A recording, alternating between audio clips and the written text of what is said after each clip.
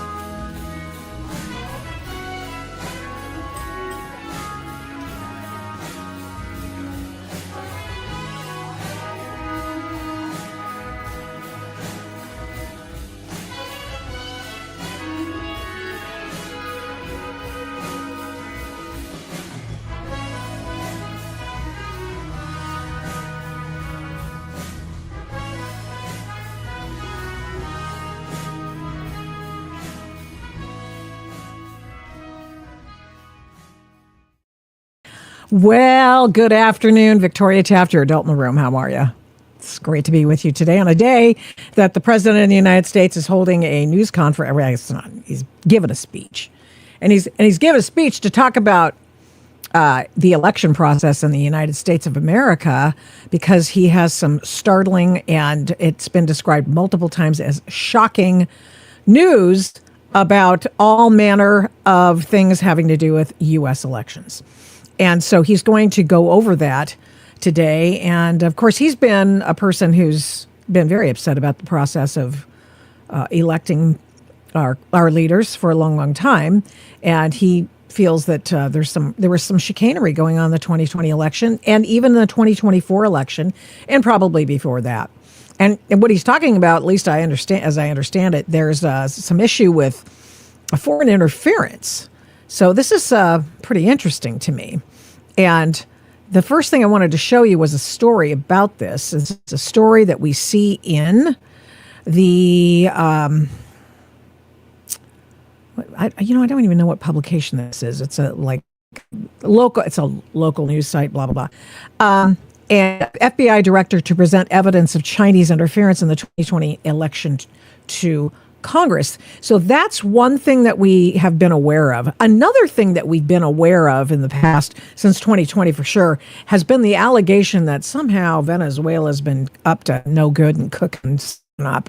And so that is also something that we expect to hear from the president.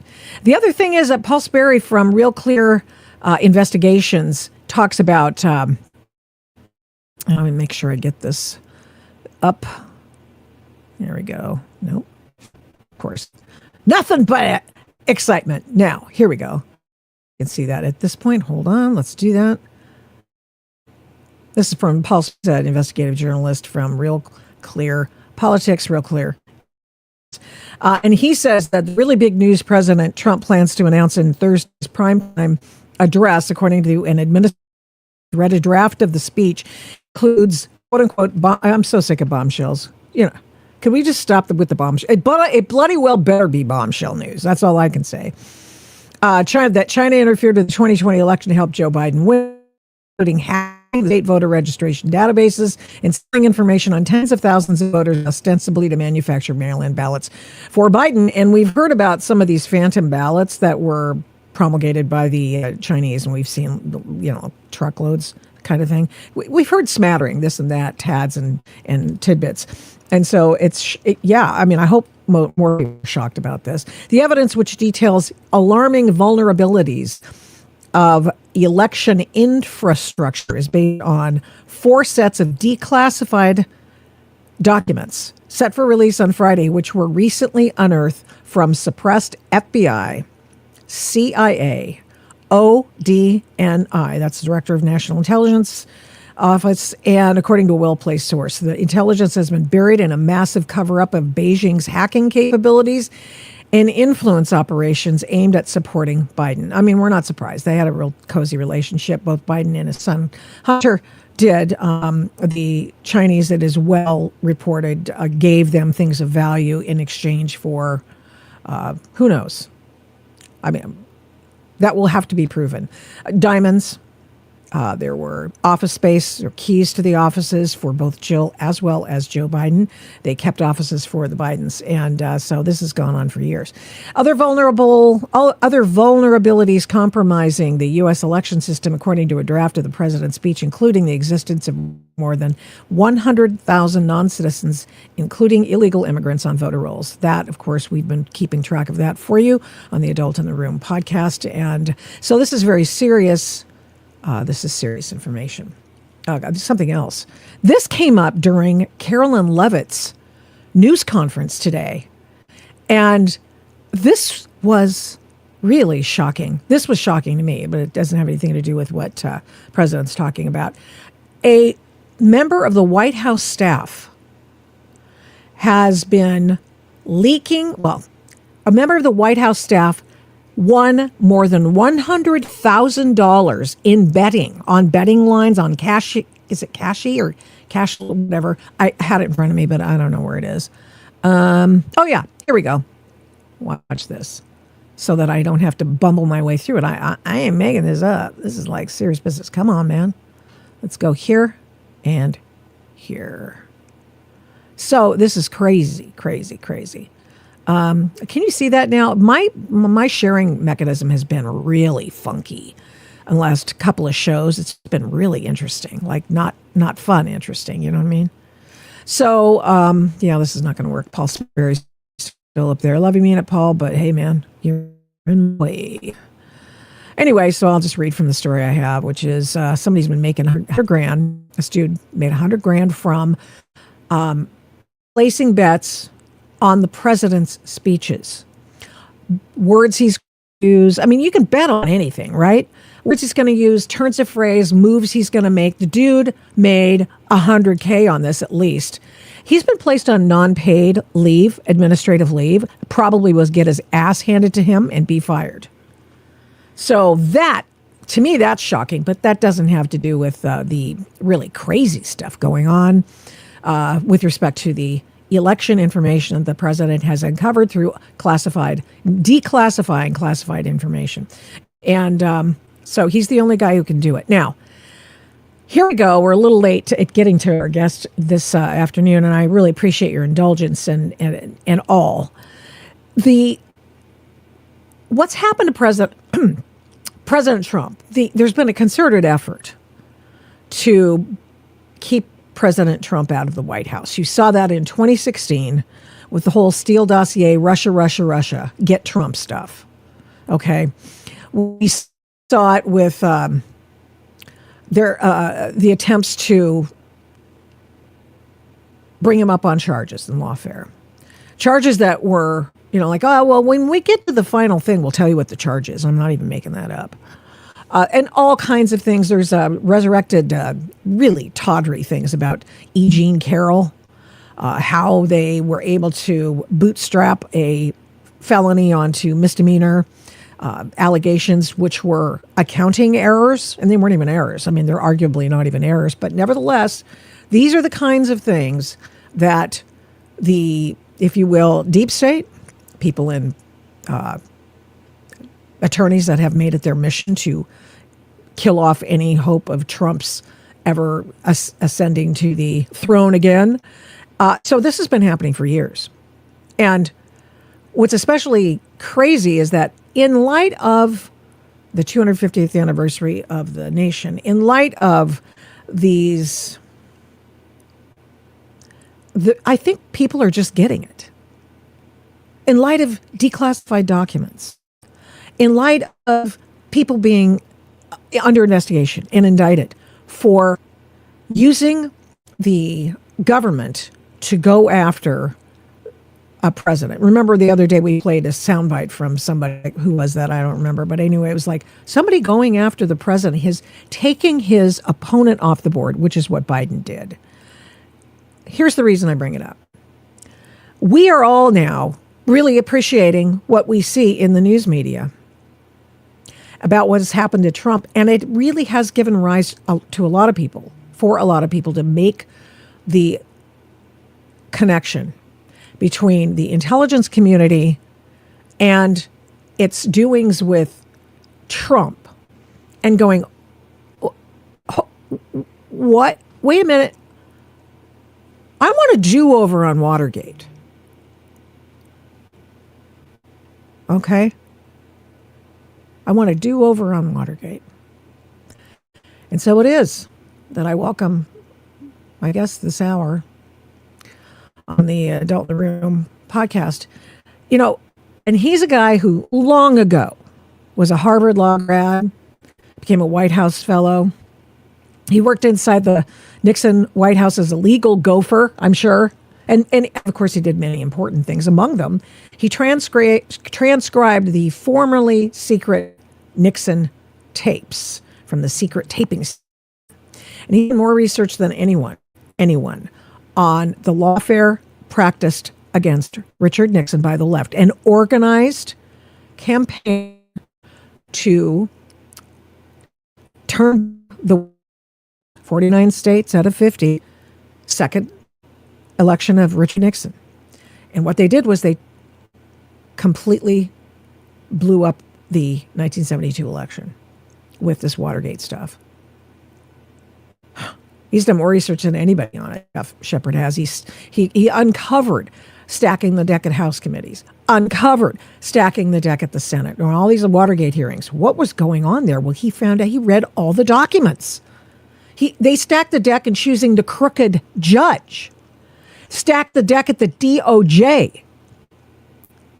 Jeff Shepard has written 3 books about his Watergate experiences and what he's uncovered about Watergate, the Real Watergate Scandal. He wrote one that was a precursor to the secret plot to make Ted Kennedy president. We go to, let's hope we can bring it up on Amazon, because good grief. I mean, and his other one, the Nixon Conspiracy. He's rectifying a wrong. He is righting an injustice through his writings. And Jeff Shepard, I think it's been a couple of years since you were on last. Welcome back. Yes, how are you? The Watergate revisionism, it's been a long time unfolding. So yes, I was on your show several years ago. It's a growing concern as more and more people, just as you said, see parallels with what's been attempted by Trump or with Trump. You've got 4 terms that are bandied about today that we didn't hear 50 years ago. Like Deep state, false news, fake narrative, and most of all, lawfare. The misuse of the criminal law to try to prevent your opponent from being on the ballot at all. And I mean, lots of people think that's what's been going on with Trump. And just as you said, Victoria, it raises the question, is it possible this is what was done to Richard Nixon? That it was the same playbook, different names, different terms. And what's interesting about my work, I've been probably working on the understanding of the background and the inside knowledge and the secret memos and all that for 20 years. And the best way to appreciate it is to picture a triangle. And at each of the corners of the triangle, you have one of the branches of our federal government, executive, legislative, and judicial. There were officials in each of those organizations communicating with each other, secretly plotting Nixon's downfall. And what is so fascinating is they left a paper trail. They kept each other informed. And I've uncovered the paper trail. It's mainly in documents publicly available now at the National Archives. And they paint a scary picture of how Nixon's opponents voided his 1972 re-election landslide. It took them a long time. They cut a lot of corners to do it, but in the end, they got him. And what my books show in detail is how that was done.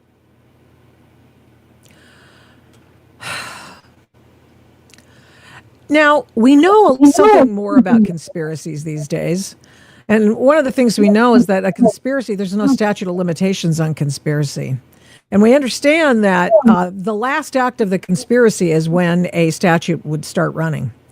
Is there a chance that there might be some sort of legal ramifications for the conspirators in this case? Well, there are several options that could occur. My second book, The Real Watergate Scandal, talked about a writ of coram nobis. Love this, the Latin that the lawyers use. And the way it qualified was that new information has emerged that we could not have found out about during the actual trial. And this new information makes a significant difference. And you could have that writ filed by one of the family members, okay, because that's the descendants in Watergate have all passed away. It would be expensive. It would be questionable. You know, it's a long time. The only modern equivalent has to do with the internment of the Japanese, and that was a writ of coram nobis, Oh, was it? as I understand it. But we could never find a do-good legal organization that was interested in taking up that fight. It would be very expensive and very hard, and it couldn't be done by a single person.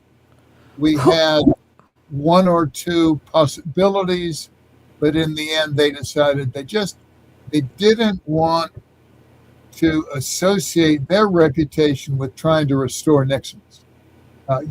Nixon resigned in disgrace, and every event for certainly the first 40 years that ever occurred brought out his enemies. I mean, it was almost predictable.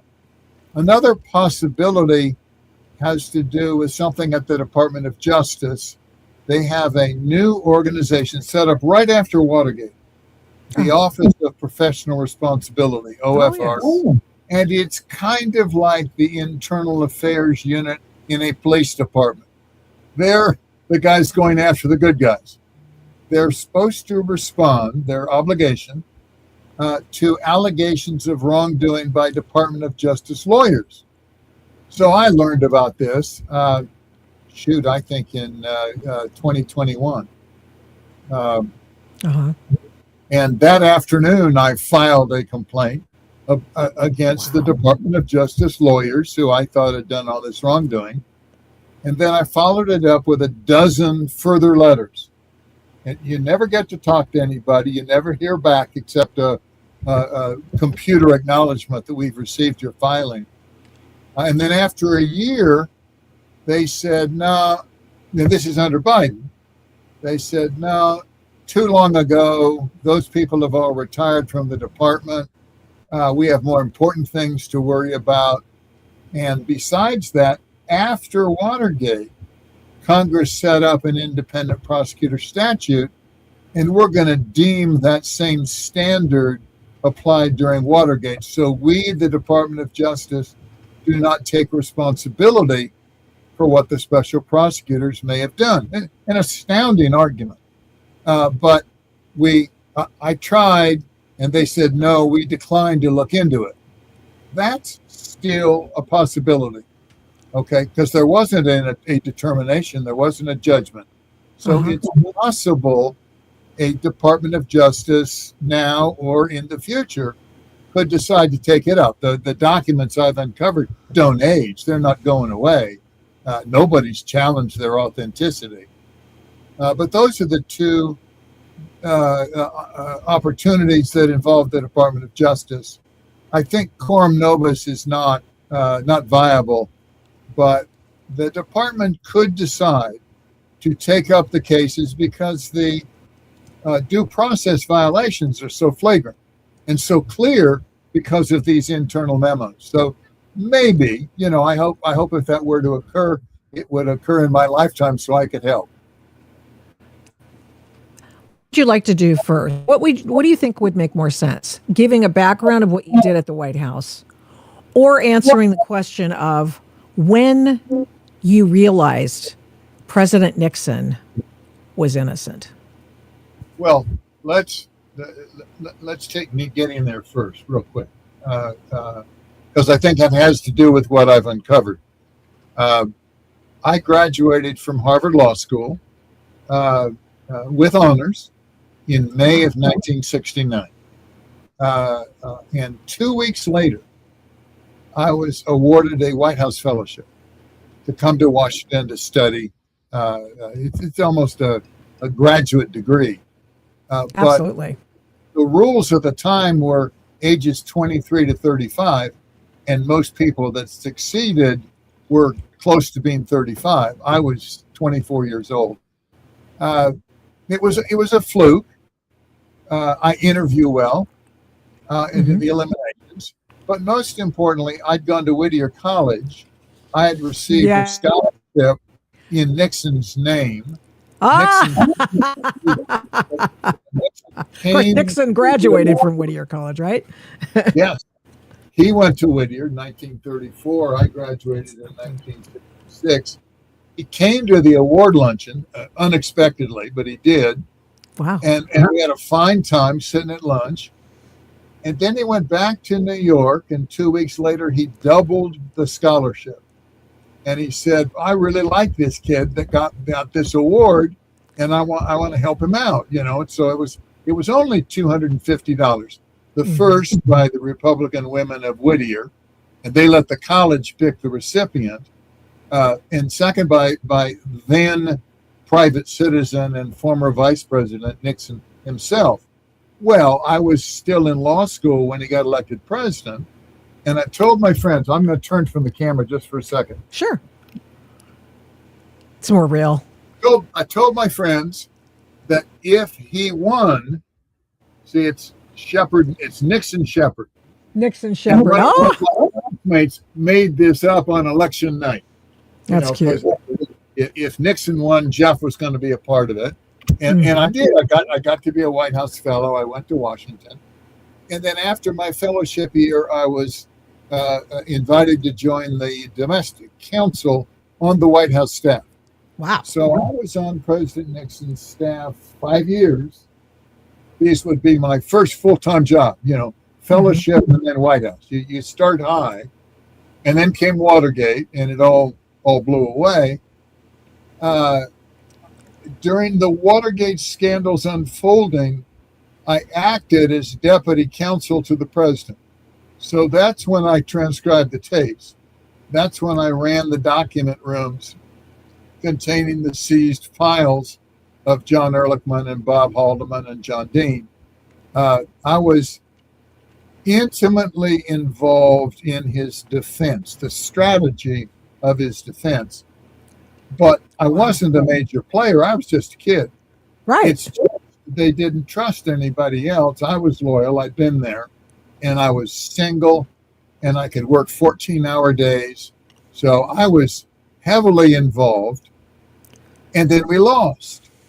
And I was even a witness in the Plumbers trial because I handed over documents to the prosecutors that needed to be introduced in court. And they have something in court cases where you have to prove where the document came from. How did it get into the hands of the prosecutors? And that's called chain of custody. Chain of custody, yeah. So I testified as a chain of custody witness. And then when it was all over, I was unemployable. I'd worked on Nixon's staff. I'd been the lawyer on Nixon's staff. I couldn't be confirmed because I couldn't go before the Senate without them asking what I had done and what I knew. So I couldn't stay. Couldn't you have invoked executive privilege? Or is the president the one who has to invoke that? Well, the president would have to invoke that, and the Congress was heavily Democrat. The media was all against Nixon. Nixon had resigned. He'd resigned in disgrace, so the issue would have come to Jerry Ford. Yeah. And who knows? Not that he didn't. I mean, I knew him, but he had no reason to use political capital to protect me. So I went to the special prosecutor and I said, "Look, I was an honorable lawyer. I did things fairly, and now I'm unemployable." And he said, "Oh, have them call me if you've got interviewing for a job and they're worried about that." And I said, "That's not going to work in 10 years when this thing comes up again." So he said, "Well, what do you want?" And I said, "I want a letter. I want a letter saying I didn't do anything." And he said, we don't write letters, son. You weren't indicted, think about this." But he did. In the end, I'm the only senior member of the Nixon White House staff to have a letter from the special prosecutor that says, after checking with my task forces, I can say you are not and have never been the object of an investigation of this office. Nobody else has a letter like that. So that's how I got there. That's what they did. And that ended in 1974 when Nixon resigned. Fast forward to 2003, 30 years later, I decided to go back and sift through the ashes and see why we lost so badly, what happened that didn't make sense to me. And when I got almost through with the book, I went down to Washington to the archives to get some factual items clarified. And I learned that the records of the Special Prosecution Force were also at the National Archives. They were government employees, just like Jack Smith, who went after Trump. Yep. His records are held by the National Archives. Someday they will surface. Well, you could put in, with me, it was 30 years later, and I put in Freedom of Information Act requests, and I started getting documents coming out. And it was just astonishing. I learned that these people had been secretly meeting with the judges. They had suppressed exculpatory evidence that they had to, by law, share with the defendants, and they didn't. And they had memos describing to each other this triangle, the points of the triangle, so their colleagues knew what they were doing. Now, what happened at the end of Watergate? Grand conspiracy. Well, it was a conspiracy, but the four top prosecutors, these are all specially recruited, highly partisan Democrats. The top 17 in the Special Prosecutor's Office had all worked together before in the Kennedy-Johnson Department of Justice. These were the people who lost power when Nixon was elected. Well, the four top prosecutors, they took their records with them when they left office. Now, nobody knew. It was just there were no records. There were no files. Mm-hmm. And the first to surfaced in 2013. There was 3 boxes of files by Leon Jaworski, who was the second special prosecutor. He was there the longest. He's the one that did most of the meetings with Judge Sirica, and he wrote memos, which he took with him.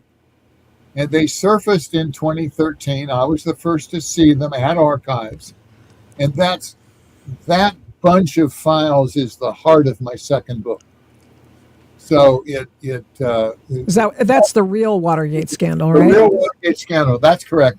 And that's it's complex. It goes into these due process violations very deeply.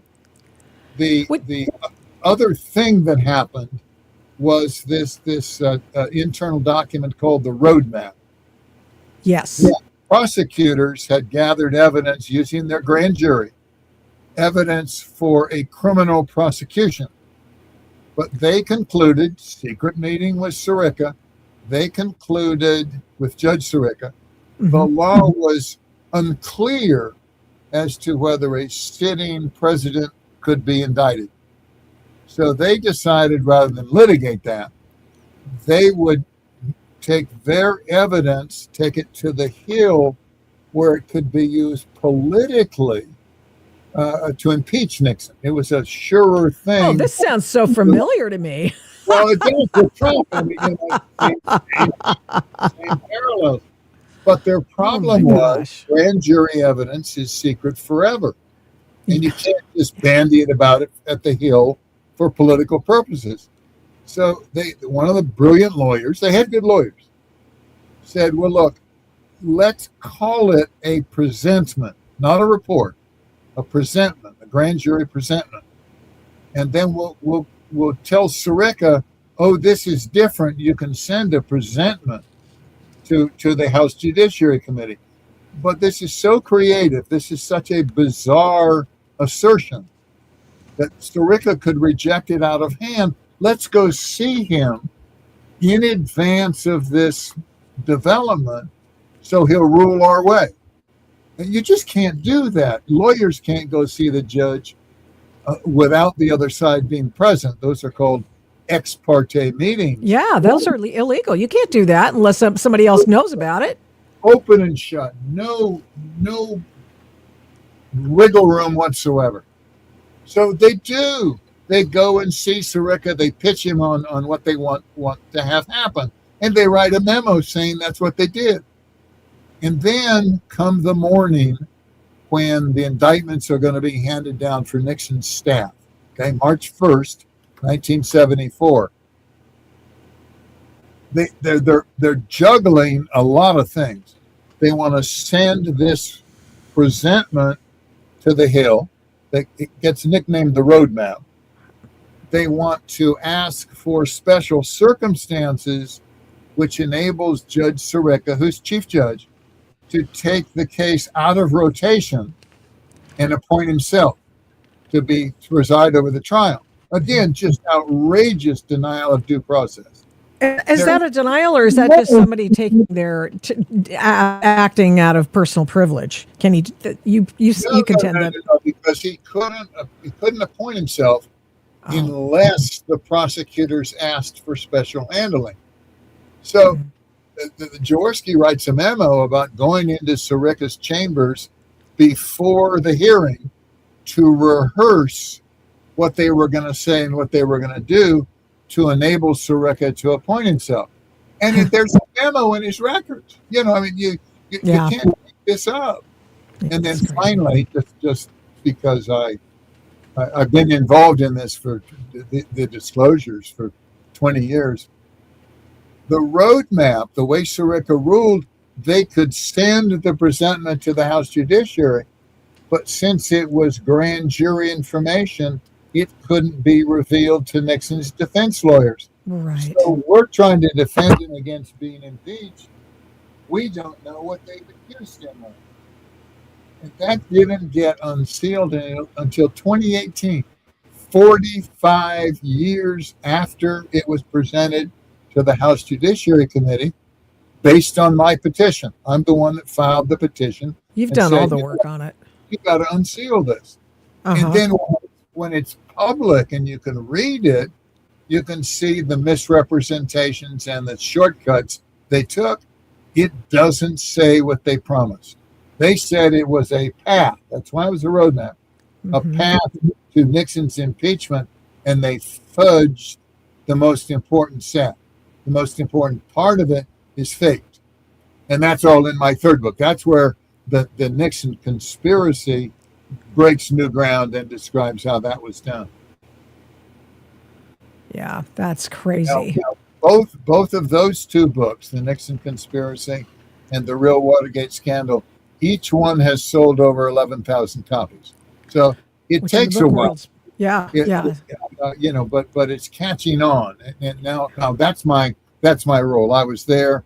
I give these lectures. I write these essays. The tide is turning. This is a new chapter on your program.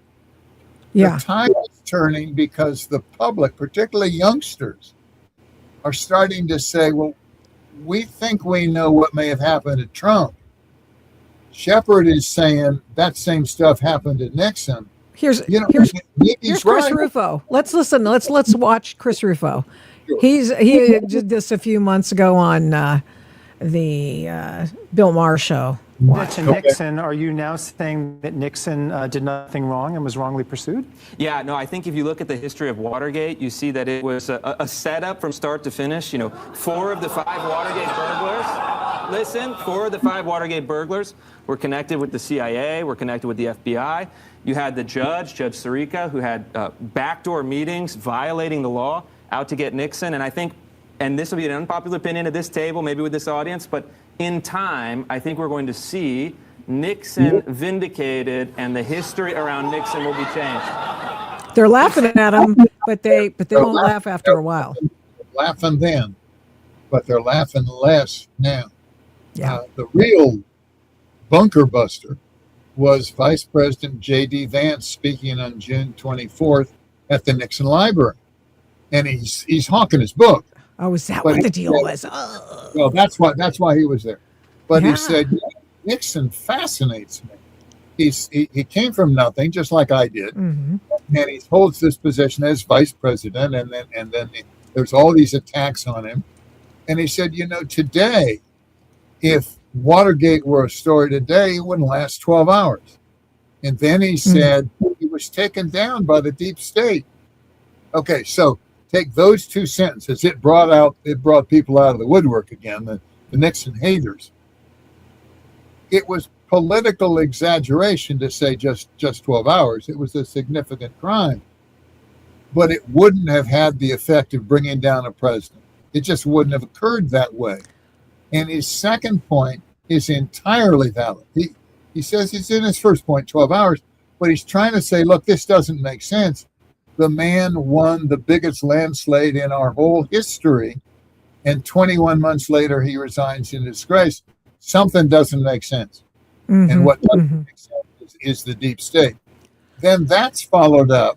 There's a cover story in Frontier magazine, came out July 2nd, and it's a 28-page review describing Nixon's reemergence. And it's become very popular, for people to talk about that, because the young people don't believe the story they've been fed. So well, they don't believe them. They don't believe people anymore. They have reason not to believe people. Yeah.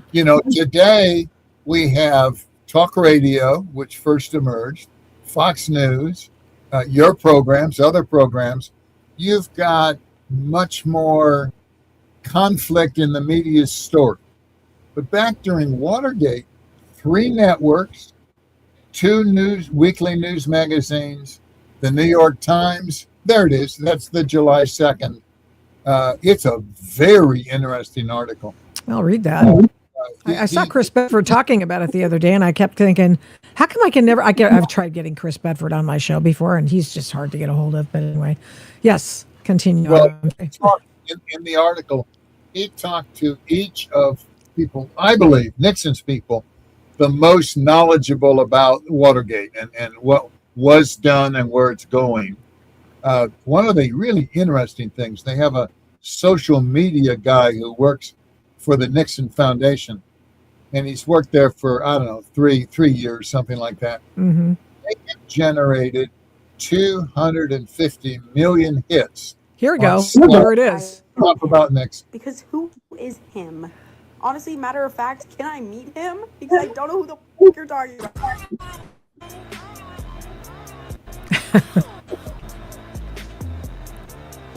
Yeah.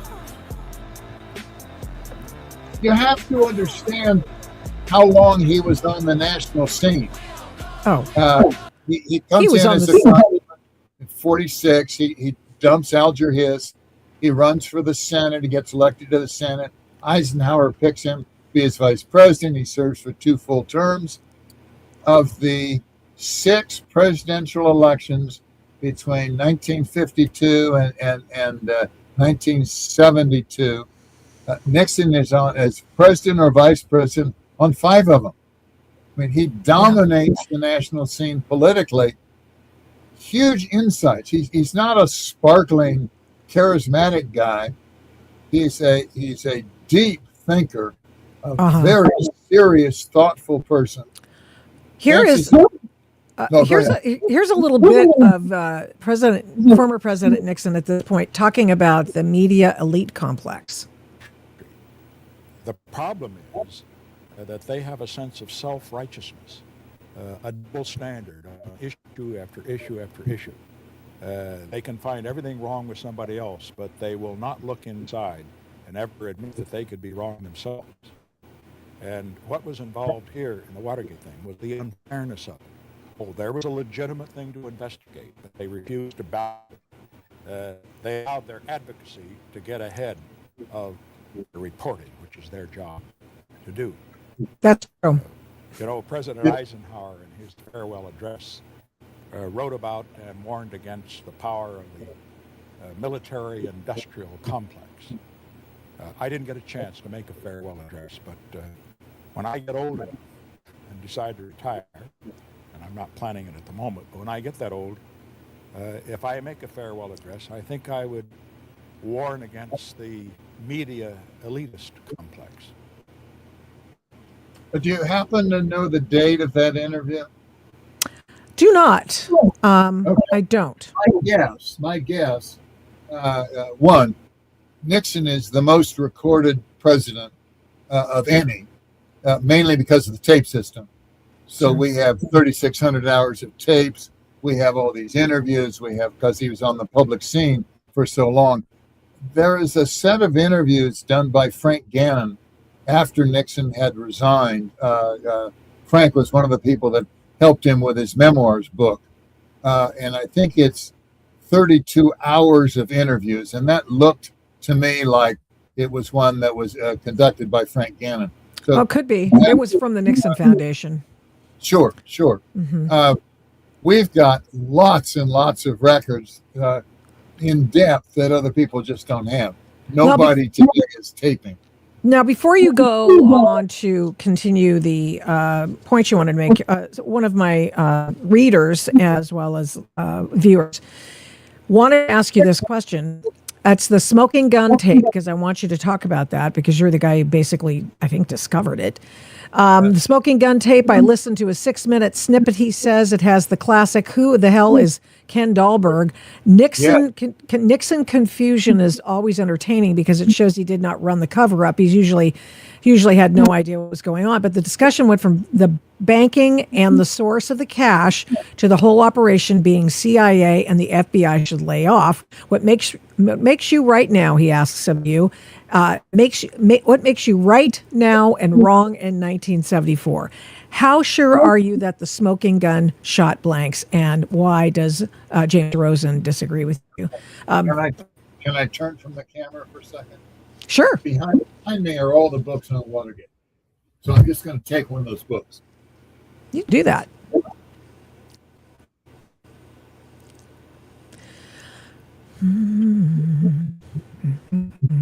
Okay. The smoking gun. The smoking gun is a tape recording of Nixon and Bob Haldeman, his chief of staff, in the Oval Office on June 23rd, 1972, 6 days after the Watergate break-in arrest. The break-in arrests are June 17th. They're caught red-handed. I mean, there's no question there was a crime. The question was who knew. What happened? Well, that tape was not listened to by anybody, even though it was under subpoena. Nixon wouldn't let his lawyers listen to that tape and several others. In fact, until the Saturday Night Massacre, Nixon wouldn't let the lawyers hear any tapes. He said they'll never be turned over. They'll fight to the death. It's a waste of your time. And then after the Saturday Night Massacre and the firing of Archibald Cox, he relented and turned over 9 tapes. Later, the special prosecutor came back and asked for 65 more after he'd indicted Nixon's top aides, but in anticipation of that trial. Went to the Supreme Court. That's U.S. v. Nixon. Supreme Court held 8-0 because Bill Rehnquist recused himself, that the tapes had to be turned over to Sirica, who would review them and remove personal and national security elements, and then turn the rest over to the special prosecutor, not to Congress. Congress tried 3 times in lawsuits to get access, and each time they lost because of separation of powers. We don't have to turn anything over to the Congress. No executive branch has to. They can impeach you because you don't, but they have no right to it. We can't claim somebody's notes, some senator's notes, or just today overhear the texts of 44 members of Congress that Jack Smith is alleged to have done. Trump's the man prosecuting Trump. So Jack when Smith, the court ruled on July 24th, 1974, that these tapes had to be turned over. Fred Bizart, who was Nixon's Nixon's counsel, he replaced John Dean. Nixon was out in San Clemente. He said, "Look, Fred, there's a tape. I want you to go listen to it. May provide some challenge." So he told him to go listen to this tape of June 23rd. Well, it's very clear on the tape. If you've heard the segment, Bob is explaining John Dean's suggestion to prevent the FBI from interviewing certain people. And Fred Bizart, the president's lawyer, concluded that that was an effort to shut down the entire Watergate investigation and that Nixon was in on it from day 6. So he took the position that it had to be disclosed. Now, when he listened to it and was just appalled, he called San Clemente to report, and they were going to call back because the president was busy. So he decided, Fred Bizart, my boss, he needed a witness.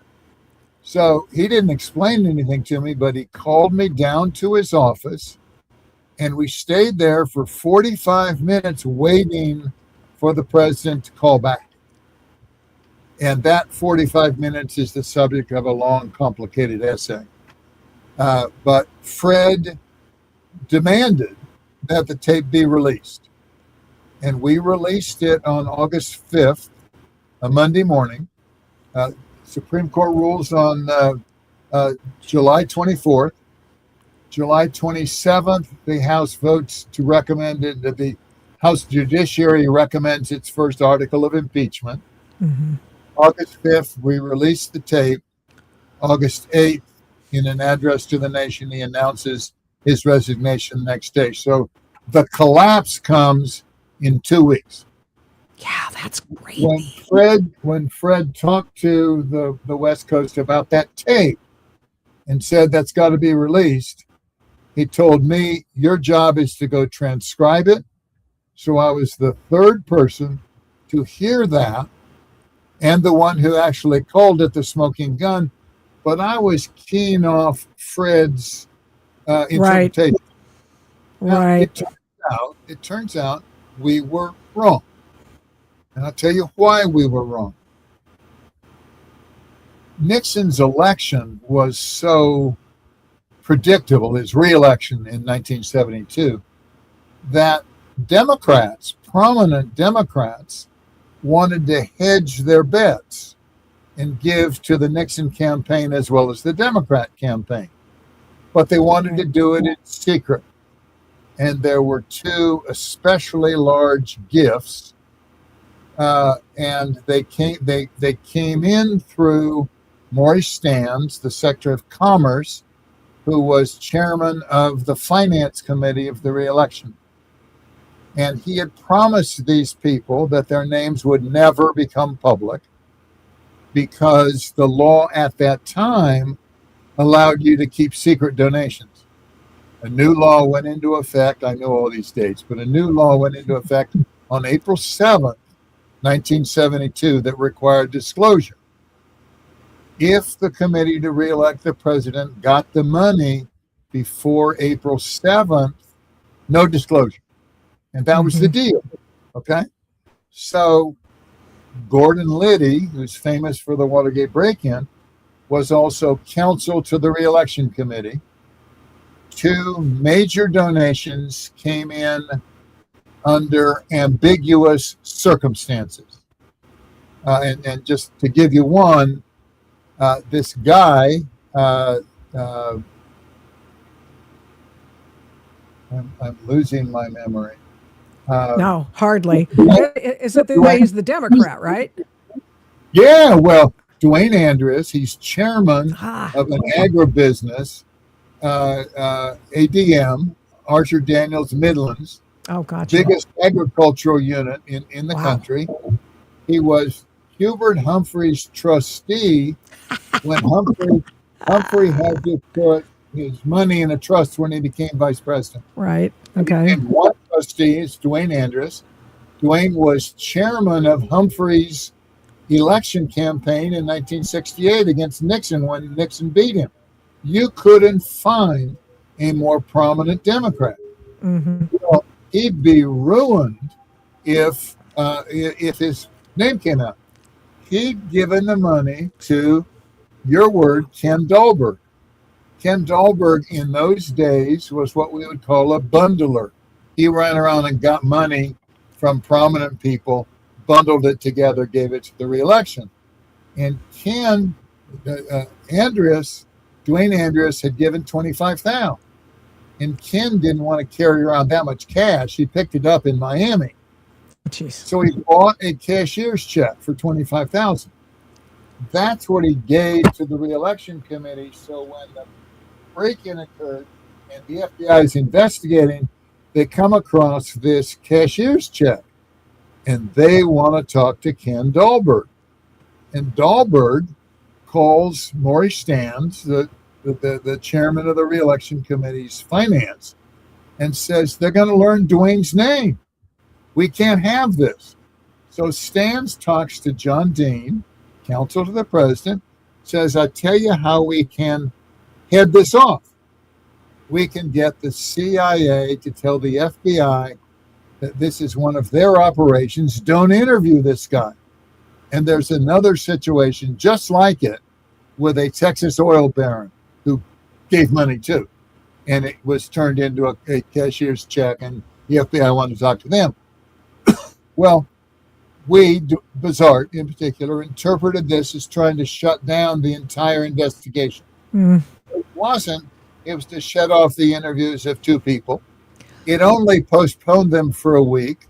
The FBI then interviewed them and concluded they weren't a part of it because they gave the money to the re-election committee. The re-election committee gave the money to Gordon Liddy. Gordon Liddy broke the law. Okay, so what we have is an absolute certainty that Nixon cheated and that the re-election committee, and he's caught dead to rights on his tapes. I traced it back through a book by Maurice Stans saying the real story was. But why fight? John Dean himself, in a book published in 2014 called The Nixon Defense, says in a footnote at page 54, write that one down. Says it had been misunderstood from the beginning. If Nixon had really known, he might have lived again to fight another day. Let me read you the conclusion of the footnote. Starts down here at the bottom of the page, way down here, too small to show you.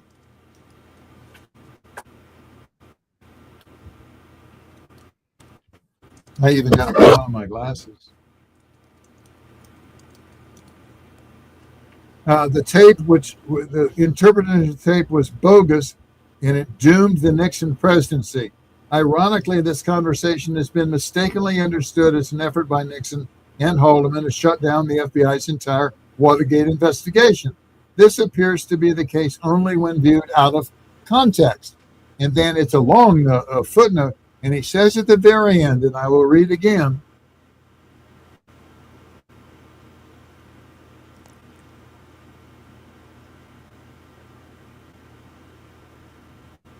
in fact, this conversation did not put the light in Nixon's statements.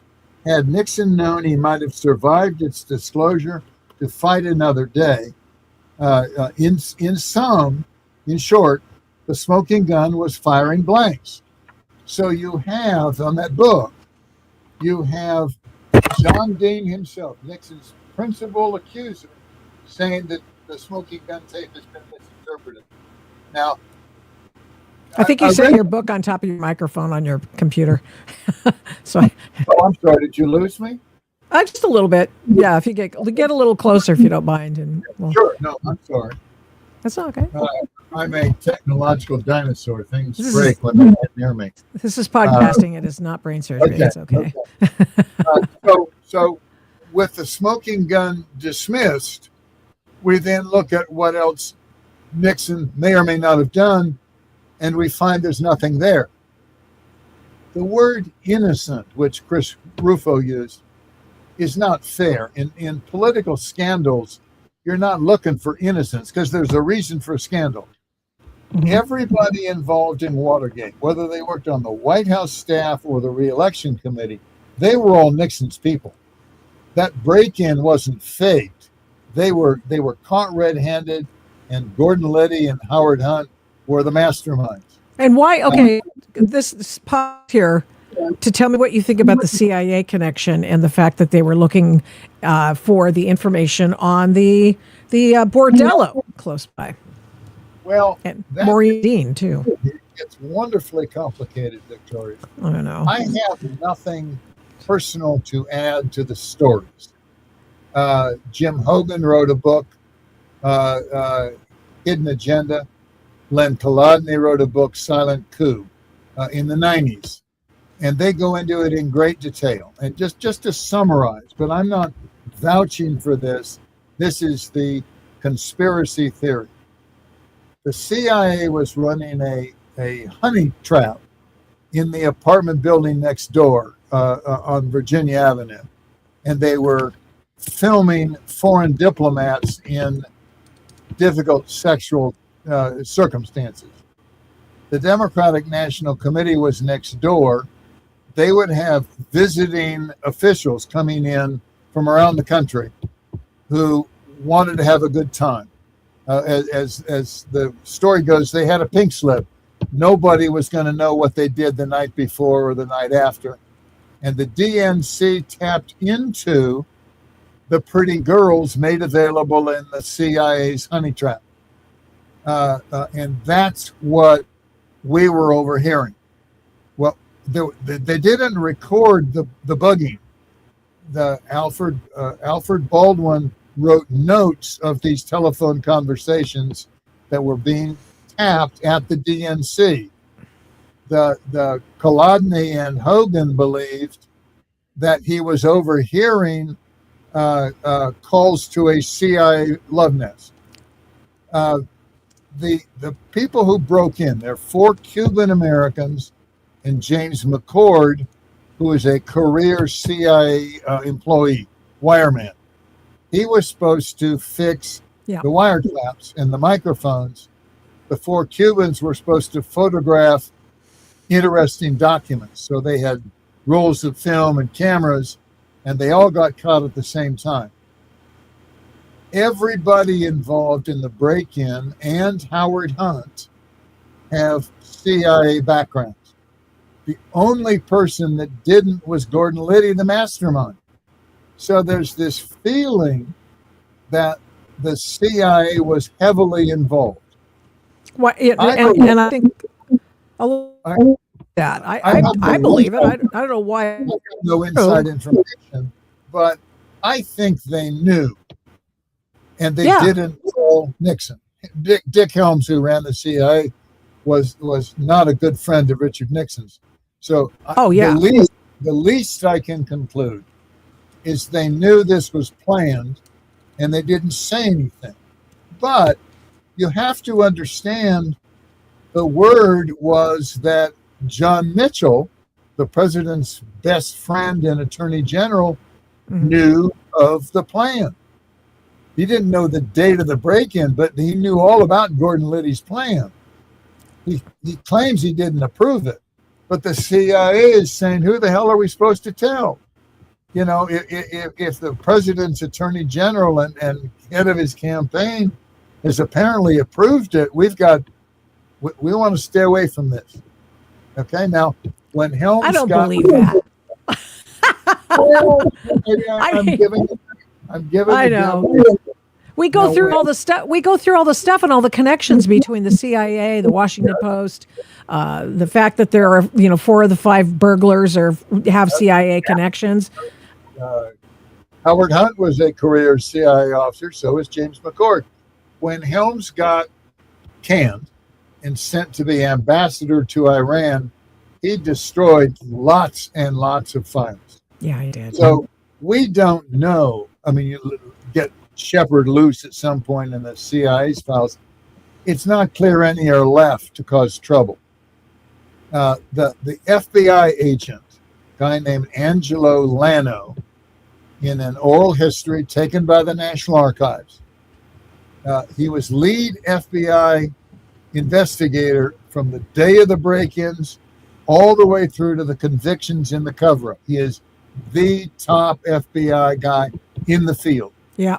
Said in a tape in 2007, taken by the National Archives, that he thought it was a setup. That when the burglars, when caught, had 2 hotel room keys in the Watergate Hotel. He went to one of the rooms with another agent. Somebody else went to the other. He said when you walked in, it was like it was set up to be discovered. Here was the guy's wallet. Here was the money. Here was a letter that Howard Hunt had wanted them to mail in Miami. Uh-huh. They actually went on that Saturday. The Saturday they were caught. I mean, they were caught at 2 a.m., but on Saturday during daylight, they went to Howard Hunt's house and asked to interview him. They knew within 2 or 3 days, because they had the money, where these uncirculated, consistently numbered $100 bills came from. Traced it right back to Ken Dahlberg's check, and right back to the checks by a Mexican corporate attorney named David Ogario. And those were the 2 cashier's checks that set off the FBI investigation. So it was, there's smoke. I haven't spent a lot of time on the original break-in because I have nothing personal to add. I tend to write about my involvement in what I found in their files. But let me add one other thing, if I could. There's been speculation about why they broke into the DNC in the first place. Seems like a dumb place to go. Larry O'Brien, who was chairman, had already left for their convention in Miami. Yeah. There was nobody there. And I read the other day Earl Silbert's diary. Earl was the first prosecutor, a career guy, great prosecutor. And he said in his diary, the way they understood it, there had already been 2 or 3 attempts to penetrate McGovern's campaign, which weren't successful. They saw the DNC offices as unsecured. The officials had already left to go to Miami. And the thinking was, when McGovern had been selected as the nominee, his campaign would take over that lease that the DNC had at the Watergate. And they'd already have their bugging equipment in place.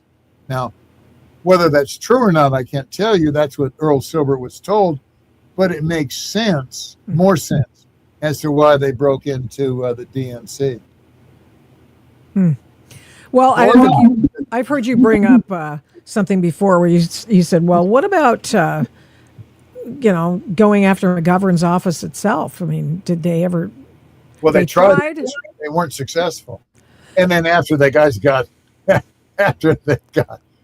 caught red-handed, there weren't any more attempts to install bugs. Mm-hmm. Now, there's one other thing I just wanted to add that just slipped my mind. Let's see if it'll come back.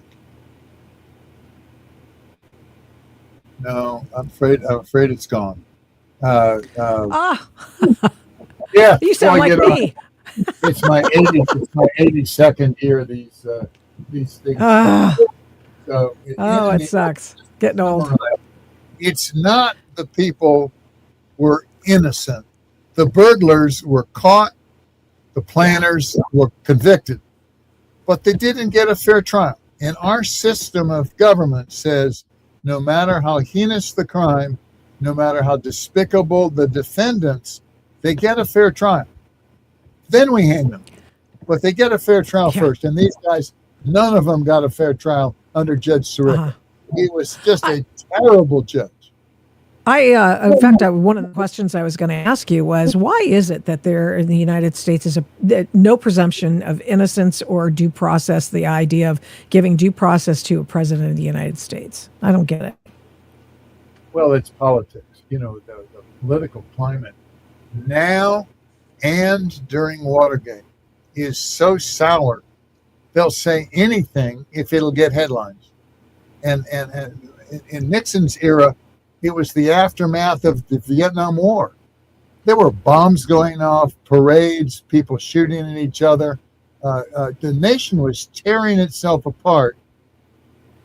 It was Johnson's war. Yeah. When Nixon took office, there were 537,000 U.S. troops in Vietnam, and Nixon brought them all home. I mean, it's tough to end a war. And that's what he thought. The two issues: end the war, peace with honor, right, and restore law and order. And right. The people elected him on that basis, re-elected him in a landslide because he accomplished both. Yeah, and he said he did what he said he was going to do, and so I mean, but again, he was rewarded with re-election, 49 out of 50 states. People liked him. He did a lot of things. Richard Nixon stopped the Taft, installed volunteer army, for better or for worse. 4 things: opening to China, the SALT treaty with Russia, reasserted American influence in the Middle East, saved Israel in the Yom Kippur War, and ended the war with the Paris Peace Accords. Domestically, if I may, because I worked on domestic stuff. Yeah, okay, cool. It was like when he got elected, he looked out across this great nation and he said, okay, who's got a legitimate complaint?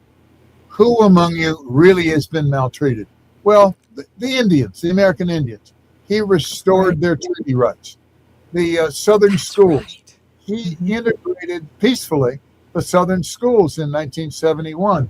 Women in government. He quadrupled the number of women in high levels of government. He signed Title IX.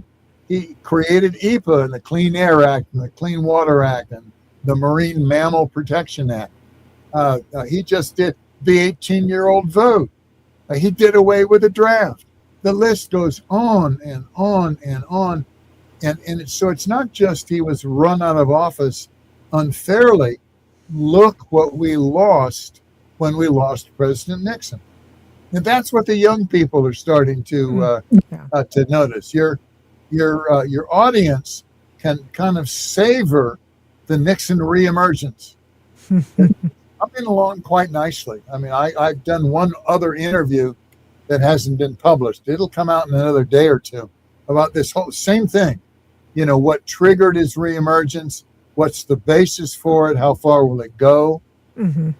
And Nixon, but for Watergate, Nixon would have gone down as one of our greatest presidents. Oh, absolutely. Yeah. In fact, when I volunteered, I thought, well, I can't volunteer at the Reagan Library because it was going to be too far for me to go. And then so Nixon Library was closer, and I thought, well, somebody's got to be a docent. I'll do that, right? So that's where I saw you for the first time. Well, good for you. As you know, I'm on the board. Are you? Oh, I guess I didn't realize that. I got my. Oh, you do. I was there. You when were? Elvis. Yes, Oh my gosh. I wasn't in the Oval Office. Tell me what you knew. Talk about Elvis and Nixon. This is the most requested photo of the entire National Archives. All of National Archives. He shows up at the Southwest Gate. There it is. The President and the King. Okay? He shows up at the Southwest Gate some morning, says he wants to see Nixon, wants to give Nixon a gift.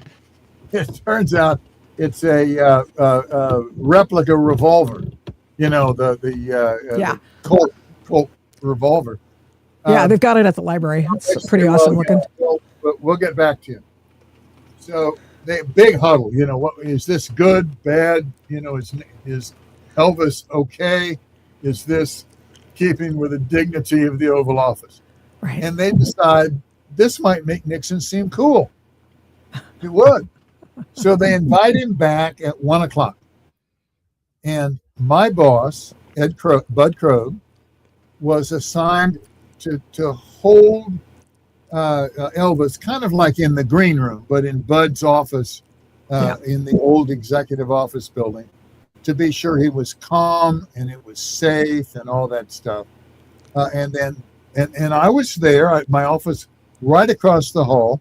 Elvis has on, if you put the picture back up, Sure. His vest and belt buckle from the attendants in Las Vegas. And he's striding up and down the hallway, going into an office, hugging the secretary. Yeah, screams from down the hallway. Yeah, he was on a diet. Remember, he'd pig out on a diet, and he had a rash, and so I took him downstairs to the White House physician, who put some salve on his rash. I mean, I'm not looking at a picture of Elvis. I'm in the room talking with him about Graceland and all that kind of stuff, and then my boss takes him across the street to see the president. So it's a very happy memory for me. Excuse me, what kind of a rash did he have? What was the deal? Eczema, it's not. It's just we all get these things. Oh, sure. And since he would crash diet, he would be more susceptible to that sort of thing. Oh, wow. I forget the date of the meeting, but it's toward the end. I mean, he's puffy. He was living a hard life. Mm-hmm. In any event, it's a great memory. Great memory. I have lots of great memories. And he wanted to be a special secret agent, so to speak, so that he wanted a badge. He wanted a badge and wanted to be a cop and narc on the other people who were taking drugs, right? Right, because he said, "Now I can't come out strong against drugs, but I talk about them at my performances. I say, you ought to stay away from the drugs." And he wanted a badge from the Bureau of Narcotics and Dangerous Drugs, BNDD. And the president looks at Krogh and says, "Can we do that?" Krogh says, "I'm sure we can." So we did. We got him a special badge, his picture on it, and all that. Oh, wow. Yeah, we didn't let him take the revolver across the street, the replica gun. We said, "Well, we'll hold on to that here." Yeah. Secret Service has limits. Right. And the revolver now sits in a wonderful repose at the Nixon Library in Yorba Linda, California. I bet it does. It's a great place to visit. If any of your viewers are anywhere near Yorba Linda, the Nixon Library tells a really, really good story about a great president. Yeah. In fact, that's where I just really gained much appreciation for him as a president. Well, if you were a docent, you needed to learn about all the exhibits.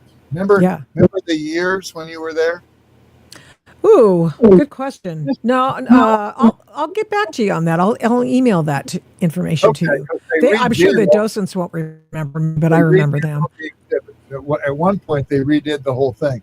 Oh yeah, Somewhere- no, I had just come back, started after they put the Watergate exhibit in there when Nara was taking over. Yeah. After Nara had taken. Early on, yeah, very controversial. So. I I know. I talked to some of the OGs over there. Well, I worked with. They didn't like it. The National Archives head of the Nixon Library, and was giving him all this Watergate stuff, and he said he'd put it in the exhibit. Never did. The exhibit doesn't recognize my work. No, that's I know. ridiculous. I know. And it would, if they went to change it, it would be like J.D. Vance saying he likes the vice president. The haters will come out of the woodwork. But if the Department of Justice reviews those prosecution missteps and comes out, imagine the stir. If the Department of Justice lawyers say, on balance, these weren't fair trials. And that's what I'm building toward. So I think you've made the case. On your show. I thank you. Thank you so much, me. Jeff. Absolutely. And for your listeners, you wrote an article recently that I read, and I complimented you on your knowledge of the case. Oh, thank you. I appreciate it. You're quite knowledgeable, but most people that weren't alive don't know much about Watergate. I appreciate your shout out there. I'm going to go. Here it is. It's my piece. Nixon's the one again. Yeah. When did you write it? Just the other day. It just came out. Yeah, just last week, I think it was. It is the best summary I've read recently about kind of both sides of the case. You take it right down the middle. Here's what is said to have happened, but here's where the doubts are. I thought it was very good. Oh, thank you. I went back and looked at it, and I saw a few typos, so I have to talk to my editor about that.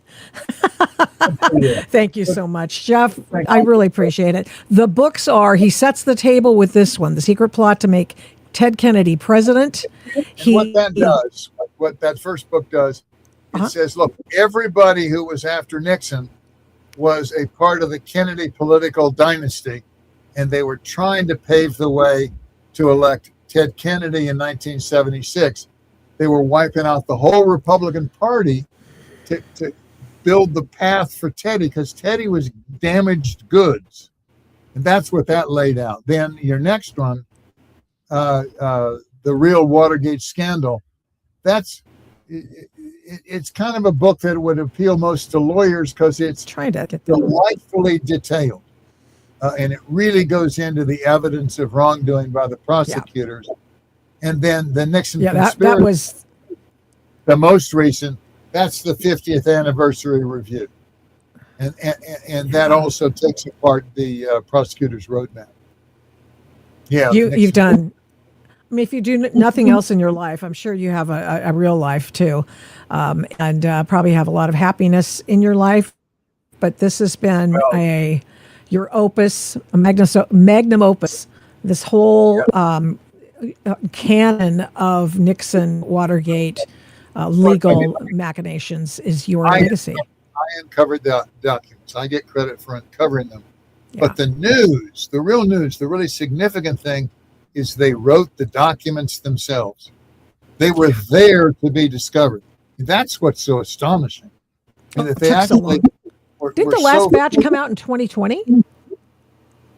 The first batch came out in 2013. That was Leon Jaworski's. The last batch came out in 2020. Those were Phil Lacavara's. And you go through them, and these should have been in the National Archives all along.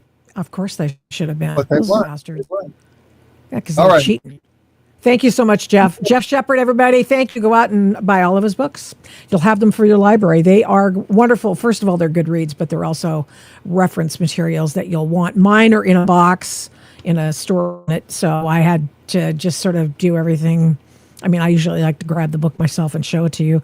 But in my box, I have a signed copy from Jeff from back in the day when I was a docent. And by the way, I bought the book. Okay. So, yeah. So I just want to tell you a little bit more to get to because it is Epstein Thursday. There are two stories to on Jeffrey Epstein case today. And also wanted to remark to you on the fact that to be a speech by the President of the United States tonight, that's Donald Trump. So many similarities between what happened to Nixon, the political, as well as what happened to Donald Trump has happened and can happen. In Florida, there are two grand juries working in Florida. I think it's two. There was one in D.C., but what's the point? They're never going to indict anyone. You will not get a fair trial in the District of Columbia with 88% of the people voting for somebody that doesn't have a D after their name. So I'm out.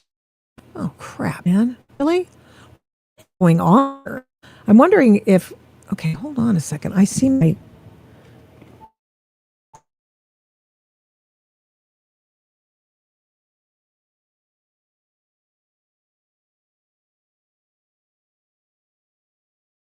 Can you hear? Am I okay? This is the. You know what? I like the instant feedback actually from people who are watching.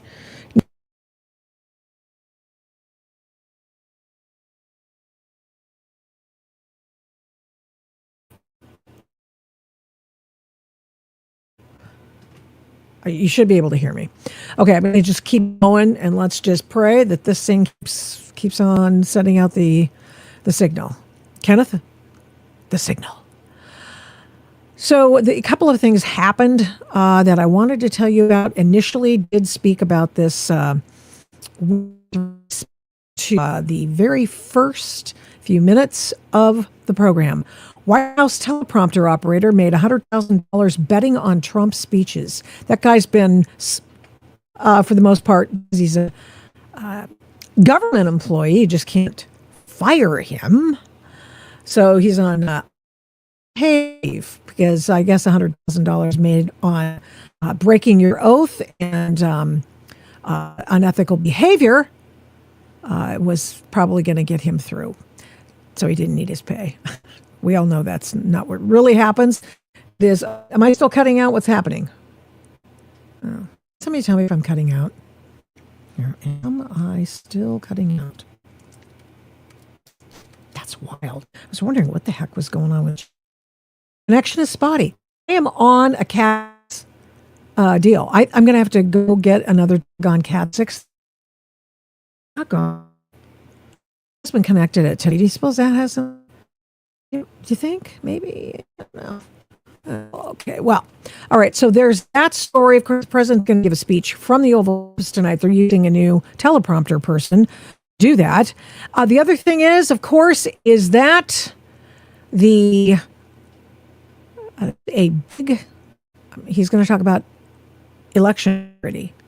Okay, here we go. And this is from Paul Sperry. He is with Real Clear Elections, and he says the really big news President Trump planned on Thursday's primetime address, according to an administration source, his read address speech. I wonder if it's the same guy. Includes the bombshell evidence China interfered with the 2020 election. Would anyone be surprised to learn that China had anything to do with the 2020 election? And I'm kind of wondering if maybe it doesn't have something to do with COVID.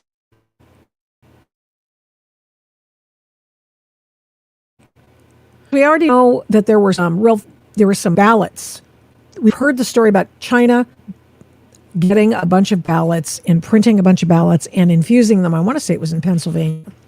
So we'll see about that. I'm going to be on tenterhooks to hear about that. So they helped Joe Biden win, including hacking state voter registration databases. Now, here's the thing, folks. The 2020 election, you recall, was the most secure election in U.S. history, said the person in charge of the cybersecurity. That had just been, that comes with some color, if you will. China or yeah, he's looking for some sedition and treason charges. Yeah, that'd be interesting. We'll see. Charlie says they built our machines. China built our voting machines? China built that? Also, I'm wearing something that we heard years ago, for which people were charged with unethical behavior and had their licenses or their legal licenses taken away. And oh God, what was it? Sydney? What's Sydney's last name? The attorney, Sydney Powell. So Sidney Powell has never relented in her belief something was going on with Venezuela. I don't know. They did something with their machines, and they believe that they have ours. I have no idea. It sounds kind of far-fetched, but I honestly, I believe it.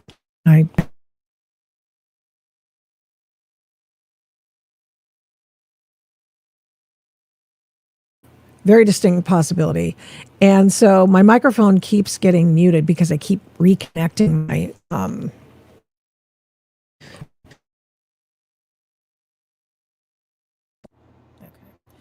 All right. So anyway, it's going to be a big deal. I might be on live doing it, talking about it, but not if I'm having connectivity issues. So because that wouldn't make any sense. The evidence which details alarming vulnerabilities of election infrastructure is based on 4 sets of declassified documents set for release on Friday, which were recently unearthed from suppressed FBI, CIA, and ODNI records. According to this well-placed source, the intelligence has been buried in a massive cover-up of Beijing's hacking capabilities and influence operations aimed at supporting Biden. Holy shite! Other vulnerabilities compromising the U.S. election system, according to a draft of the president's speech, include the existence of more than 100,000 non-citizens, including illegal immigrants, on voter rolls. Here's the thing about that. Here's the thing about that. Judicial Watch has been suing to get access to voter rolls to determine, to get states to take dead voters off the rolls. In addition to that, they have sued to get people who are U.S. citizens off the voter rolls. Very difficult thing to do. And here's why. Because we have such thing as in the late 90s, Bill Clinton instituted the Cloward and Piven voting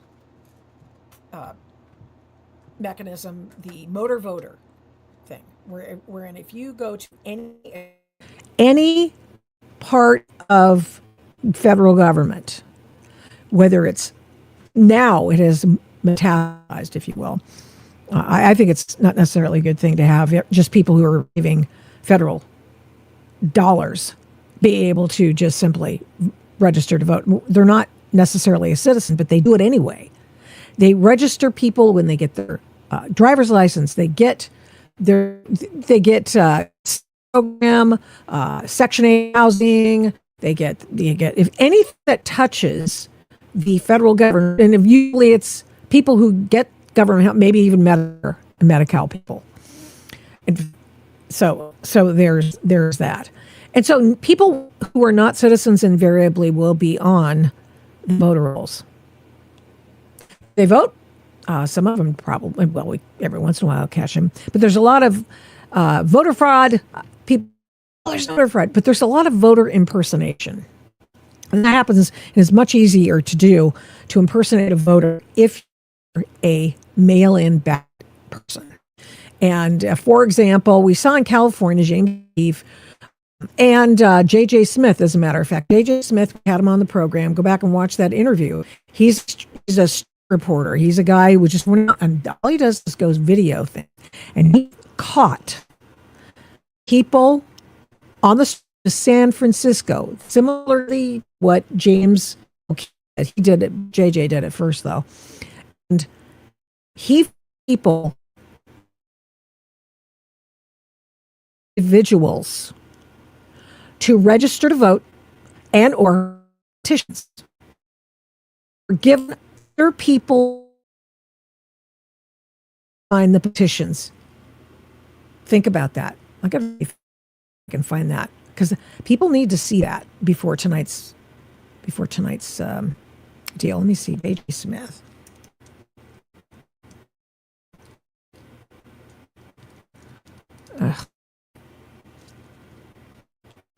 Voter San Francisco. Voter fraud San Francisco. Here it is. Watch this. Here's Jay's video. Watch.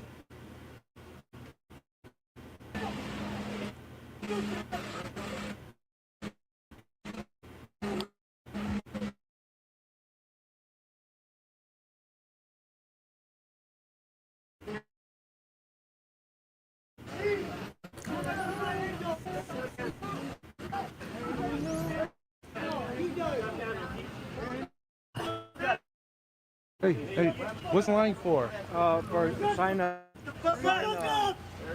Petition. Shut up! Don't say nothing more. They get $25 to sign a petition. You get $25? $5. $5. Okay. Did you have to have your ID? I'm not sure.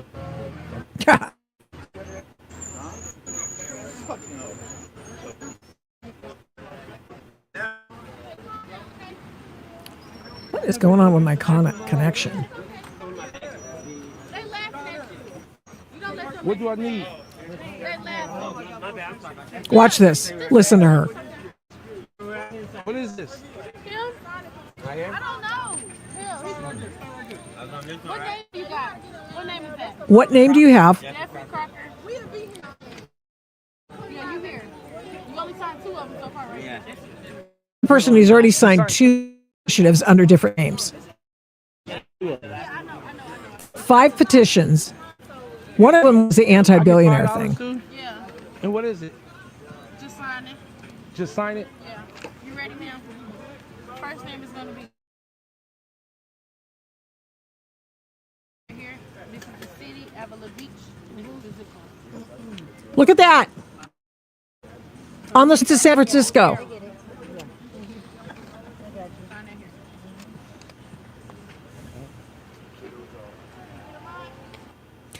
Yeah.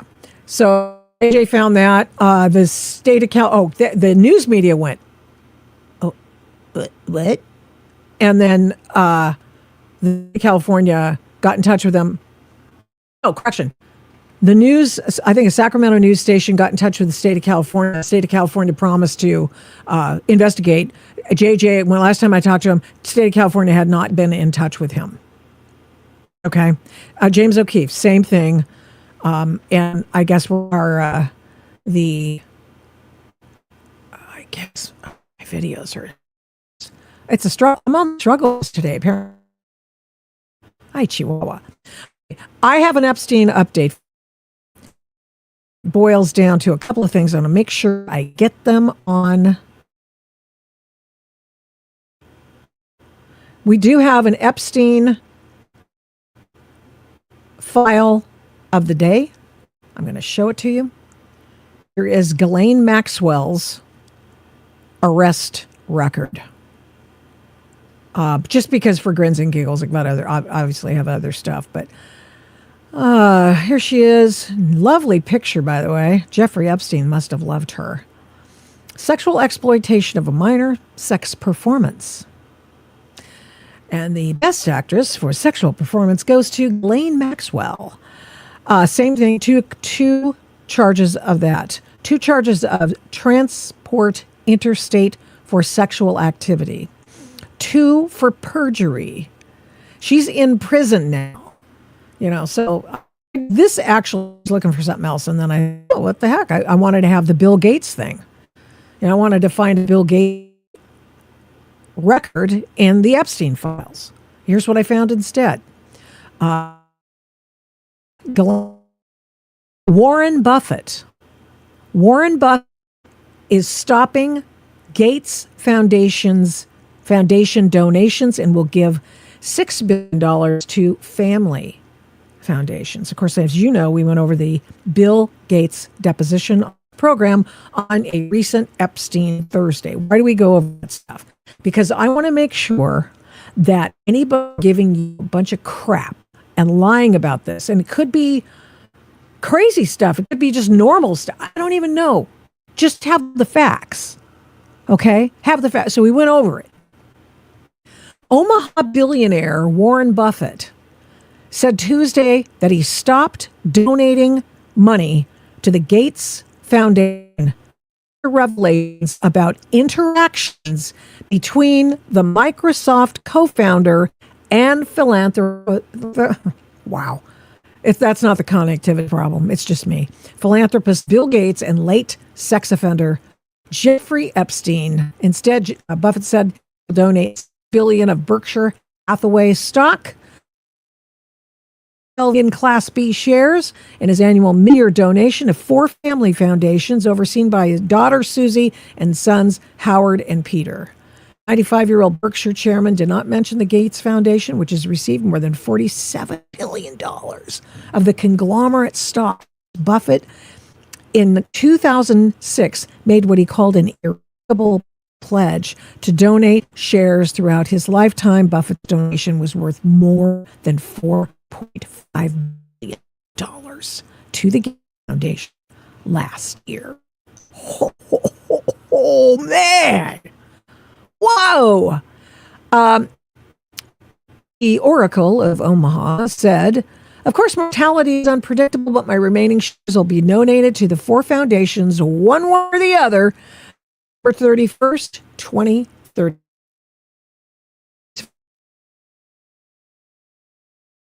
So, Bill Gates lost his biggest fund, best friends, and lost a wife over Jeffrey Epstein. Wow. Now let's see. This, I already did Ghislaine Maxwell. Oh, yes. Hold on.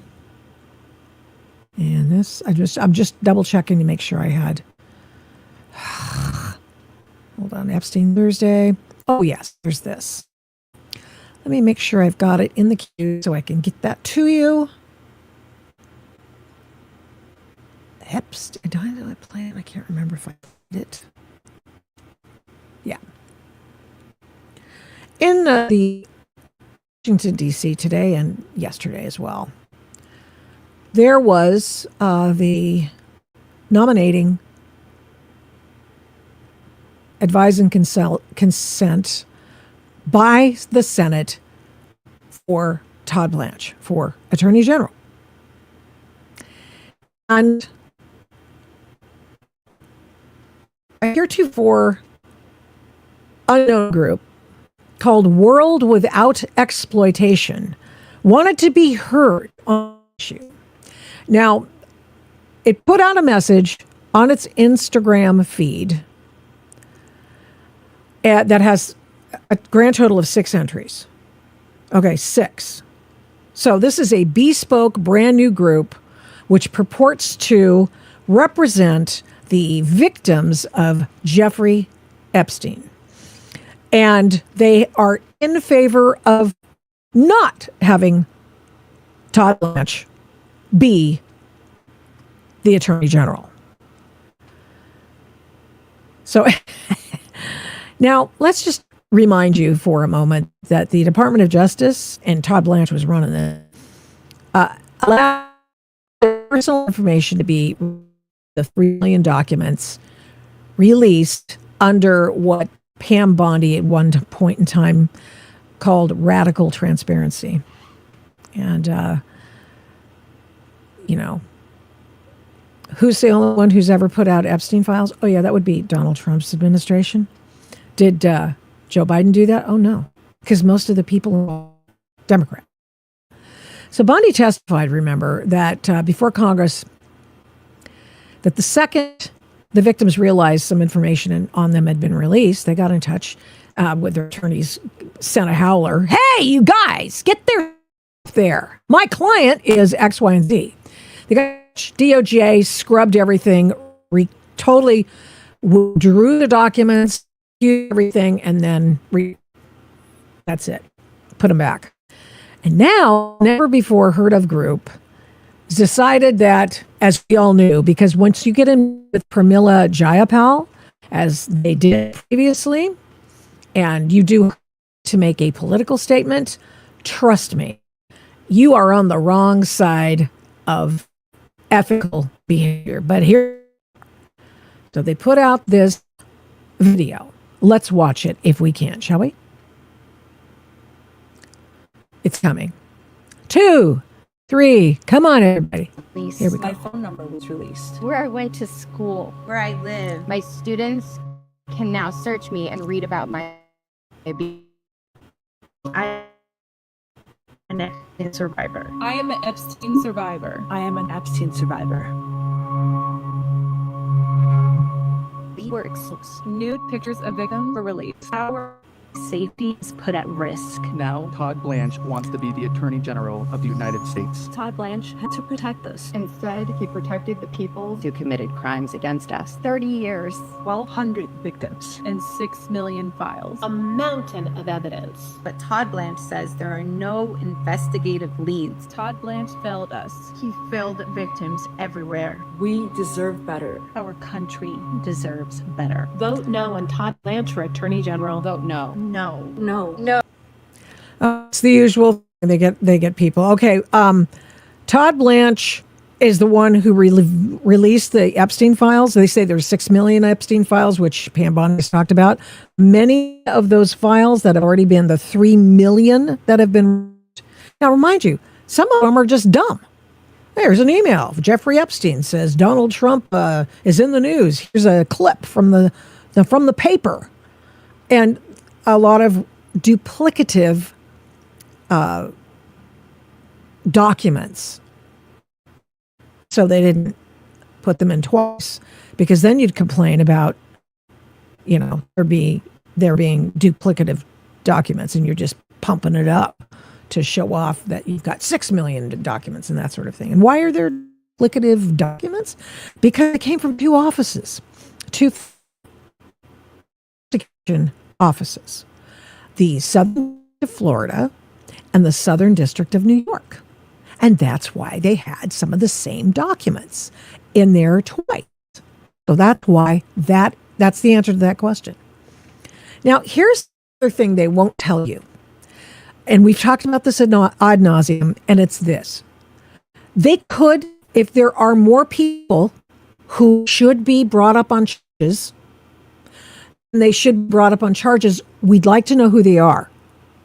They won't tell us who they are, because they know if they're wrong, if they don't have personal knowledge, if they don't know, they will get sued. They will get sued, because Alan Dershowitz has already done that. Virginia Giuffre, patient zero, is the one, victim zero, is the one who named Alan Dershowitz as somebody with whom someone had sex. I can't remember if she did or she was sex with him or something. And Alan Dershowitz goes, I wasn't even there.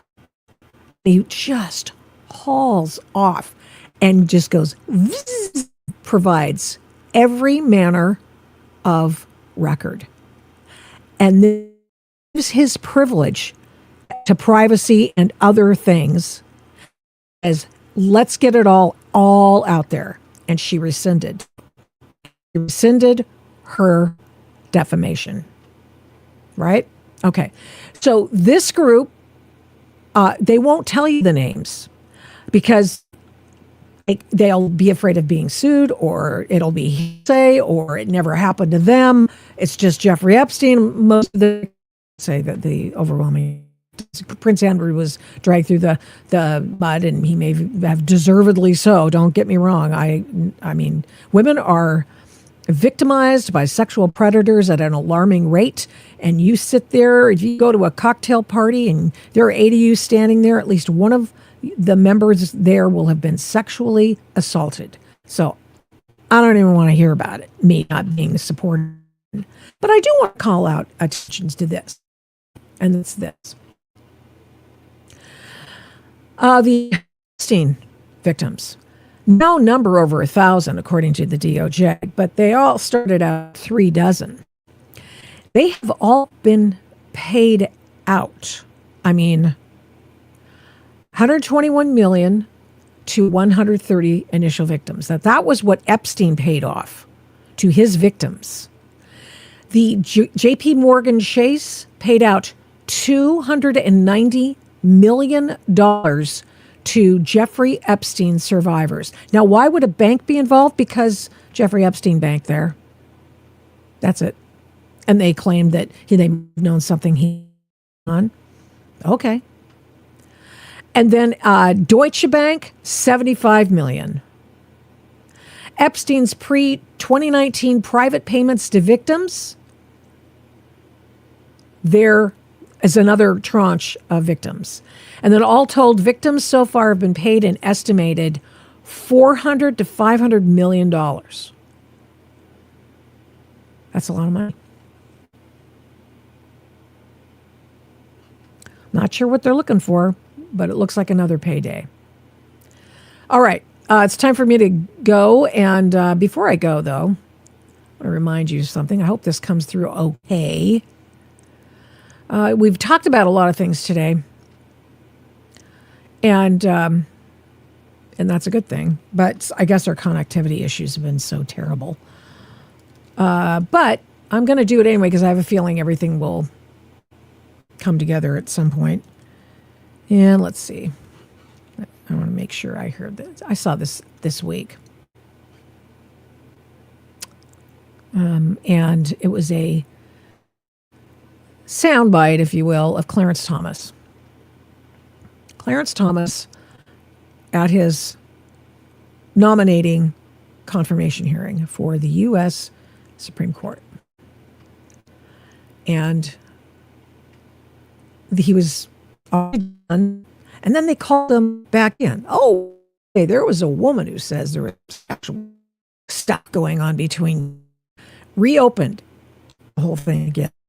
Clarence Thomas to be on the Supreme Court again. And this is if you think to yourself, oh, wait a minute, did that happen to Kavanaugh? Yes, same playbook. So here we have this little soundbite here. I want you to appreciate it. Committee will please come to order.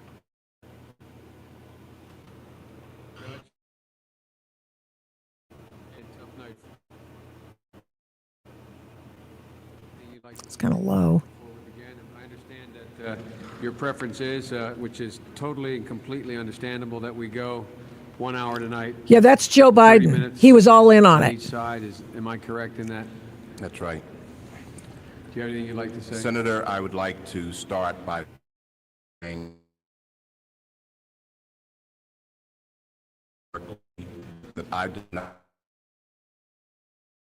handle allegation against me today that existed in any way that I had conversations of a sexual nature or about pornographic material with Anita Hill, that I ever did to date her, ever had any personal sexual interest in her, or that I in any way ever harassed her.